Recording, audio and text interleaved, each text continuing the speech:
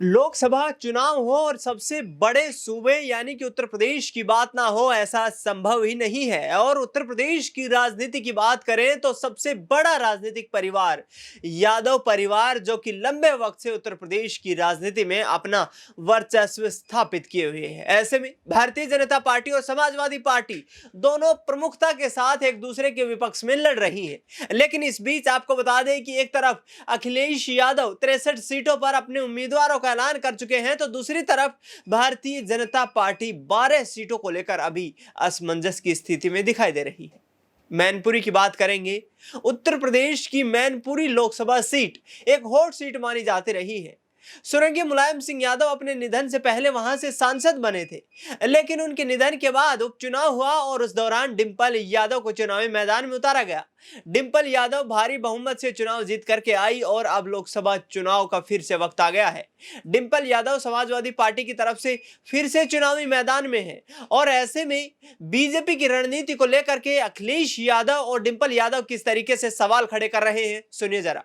मुजफ्फरनगर की हवा और पश्चिम की से जो हवा चल रही है, इस बार भारतीय जनता पार्टी का सफाया होने जा रहा है। किसान और नौजवान और हर वर्ग के लोग इस बार समाजवादी पार्टी और इंडिया गठबंधन के साथ खड़े दिखाई दे रहे हैं। 10 साल में किसान ने आत्महत्या की है, गरीब बना है देश, बेरोजगारी बढ़ी है, नौकरियां छीनी गई हैं, आरक्षण खत्म हुआ है, बिजली से लेकर के आम चीजें महंगी की गई हैं। और ये महंगाई किसी कारण नहीं है, बल्कि भारतीय जनता पार्टी के भ्रष्टाचार के कारण है।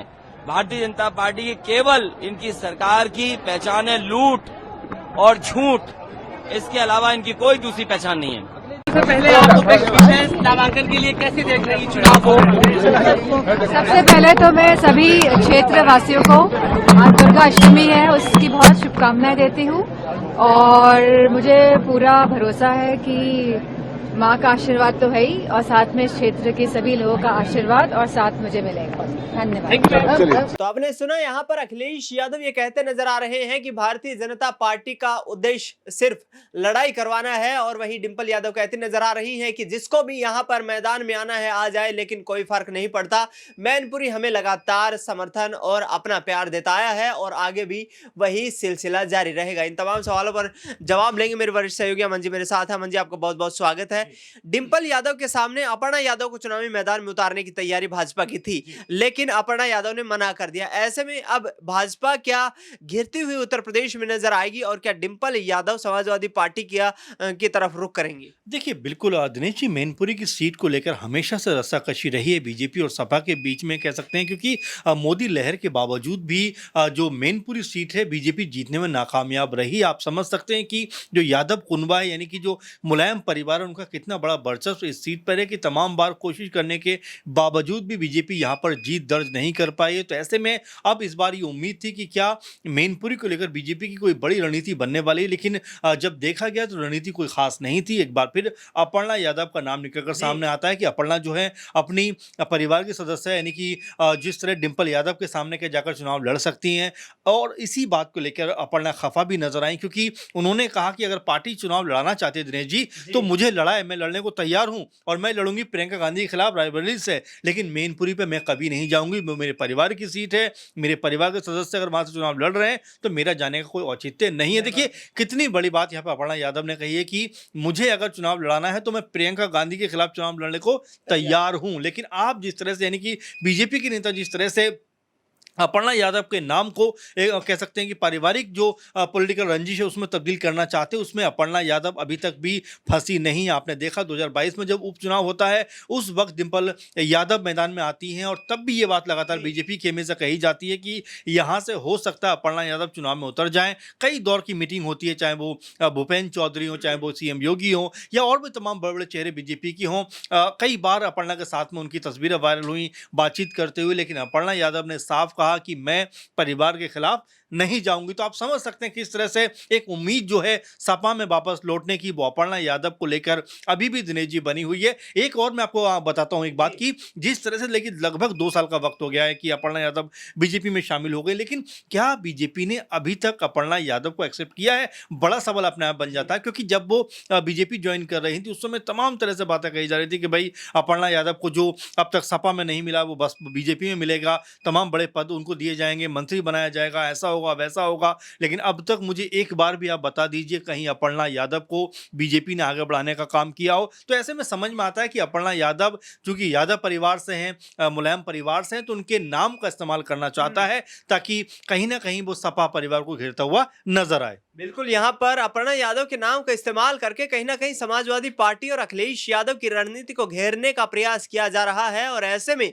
स्टार प्रचारकों की भारतीय जनता पार्टी ने जो सूची जारी की है उसमें भी अपर्णा यादव का नाम शामिल नहीं रहा है। इस मुद्दे पर जब उनसे सवाल किया गया तो उन्होंने कहा कि बीजेपी हाईकमान का पार्टी का फैसला है कि किसको क्या जिम्मेदारी दी जाती है, और ऐसे में मुझे इसका कोई मलाल नहीं है। यानी कि अमन जी, जिस तरीके से न टिकट देना, जो मनमाफी के सीट से टिकट देना और इसके साथ साथ स्टार प्रचारकों की सूची में शामिल ना करना, क्या अपर्णा यादव का कद भी भारतीय जनता पार्टी में घटाने का प्रयास किया जा रहा है? देखिए बिल्कुल दिनेश जी, आप महत्वपूर्ण बात उठाइए, क्योंकि देखिए अगर कम से कम उनको लगे तो सही कि वो एक बड़ी नेता बनने की कगार पे हैं, क्योंकि अब तक एक बार भी ऐसा लगा नहीं कि बीजेपी उनको किसी भी तरह से प्रमोट करना चाहती है। आप देखिए कि जिस तरह से अब जो स्टार प्रचारकों की लिस्ट जारी होती है उसमें भी अपर्णा यादव का नाम नहीं आने का मतलब आप समझिए कि यहाँ पर बीजेपी चाहती नहीं है कि अपर्णा यादव को आगे बढ़ाए, अपर्णा यादव के लिए कुछ बेहतर करती हुई नजर आए। लेकिन हाँ, एकमात्र उनके पास गुंजाइश है अपर्णा के लिए कि अगर वो मैनपुरी सीट पर उतर जाए तो वो उनके लिए शायद कुछ बेहतर इंतजाम करते हुए नजर आए। लेकिन जिस तरह से अपर्णा यादव लगातार बीते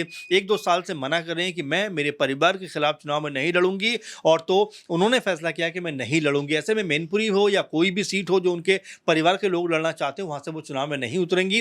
वो ये कहती हैं कि भाई अगर बीजेपी चाहती है कि मैं चुनाव में उतरूं, मैं चुनाव लड़ूं, तो इसके लिए मैं रायबरेली जाने को तैयार हूं, जहां से प्रियंका गांधी का चुनाव लड़ती हैं। तो मुझे खुशी होगी कि मैं उनके खिलाफ चुनाव जो है लड़ती हुई दिखाई पड़ूं। देखिए इतनी बड़ी चुनौती वो स्वीकार करने को तैयार है, लेकिन मैनपुरी में जाकर चुनाव लड़ने को तैयार वो नहीं है। तो इससे आप समझ सकते हैं कि जो एक उम्मीद है लगातार सपा की तरफ से कहा जाता है, डिंपल यादव ने भी कहा है कि अगर अपर्णा की वापसी होती है तो वो परिवार का मामला है और देखिए आलाकमान इसका फैसला कर सकता है। शिवपाल यादव जो हैं वो बहुत करीबी माने जाते हैं उनके, और हमेशा उनके बारे में बात करते रहते हैं। तो हो सकता है कि अपर्णा की वापसी जो है एक बार फिर सपा में होती हुई नजर आए, क्योंकि 2017 में सपा ने उनको कह सकते हैं चुनाव लड़वाया था, हालांकि वो चुनाव जीत नहीं पाई थी, और बात है। अब ऐसे में बीजेपी तो उनको चुनाव लड़वाने का मन बना ही नहीं रही है। तो ऐसे में हो सकता है कि अपर्णा की जो है सपा में एक बार फिर से वापसी होती हुई दिखाई पड़े। बिल्कुल, कहीं ना कहीं समाजवादी पार्टी में अपर्णा यादव की फिर से एंट्री हो सकती है और भारतीय जनता पार्टी के तमाम उन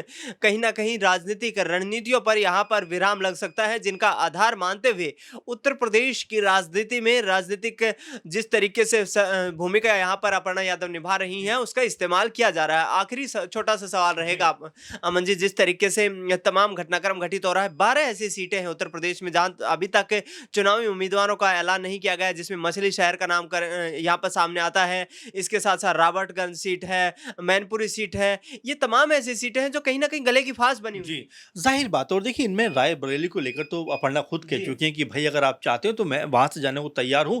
दूसरा एक और महत्वपूर्ण सीट है दिनेश जी इसमें कि अगर हम देखें कैसरगंज की सीट, जहां पर ब्रजभूषण लगातार दावा ठोक रहे हैं अभी भी, ऐसे में कई जो बीजेपी की जानकार जिनसे मेरी मुलाकात हुई वो यही बात कहते हुए दिखाई पड़े कि हो सकता है कि बीजेपी वहां से कोई जो महिला चेहरा है वो चुनाव में उतारती हुई नजर आए। लेकिन ऐसे में क्या वो ब्रजभूषण के परिवार का कोई महिला होगी या फिर अपर्णा यादव का नाम उस सीट से आ सकता है, क्योंकि अभी तक बीजेपी ने पूरे पत्ते खोले नहीं है। और खुद अपर्णा ने भी कहा है कि मैं चुनाव तो लड़ना चाहती हूं लेकिन मैनपुरी से नहीं, किसी और सीट से। तो क्या वो कैसरगंज की सीट हो सकती है? अभी देखिए कयासबाजी संभावनाओं का दौर है, और ऐसे में हो सकता है कि बीजेपी कह सकते हैं अपनी इमेज को बेहतर करने के लिए, आपने देखा कि जिस तरह से प्रियंका ठाकुर का टिकट काटा गया, जिस तरह से दिल्ली में जो है कह सकते हैं कि बिधूड़ी का टिकट काटा गया, रमेश बिधूड़ी का, उसी तरह से हो सकता है कि कैसरगंज से जो ब्रजभूषण उनका टिकट काटकर वहां से डिंपल यादव को भी चुनाव में उतार सकती है। बिल्कुल, यहाँ पर बृजभूषण शरण सिंह का जिस तरीके से टिकट कटता हुआ नजर आ रहा है और भारतीय जनता पार्टी नहीं चाहती है कि किसी भी विवादित चेहरे को चुनावी मैदान में उतारा जाए जिससे कि पार्टी की साख पर कोई प्रभाव पड़े।